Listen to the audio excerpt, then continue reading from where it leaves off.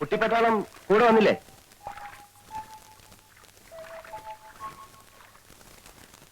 പേരെന്താ? പേരില്ലേ? അതെന്താന്നാ ചോദിച്ചത്? രാധയുടെ കാരണവന്മാര് രാവിലെ കല്യാണാലോചിച്ച് വീട്ടിൽ വന്നിരുന്നു. നിൽക്കൂ. നിങ്ങളുടെ നാട്ടിലൊക്കെ കുട്ടികളാ കല്യാണാലോചിക്ക? അങ്ങനെയാണെങ്കിൽ പിന്നെ രാധ മാത്രമായിട്ട് എന്തിനാ പോരായിരുന്നത്? അവര് ചോദിച്ചതിനൊക്കെ ഞാൻ മറുപടി പറഞ്ഞിട്ടുണ്ട് കേട്ടോ. ഇനി എന്തെങ്കിലും അറിയണേ ചോദിക്കാ, പറയാം. ഏയ്,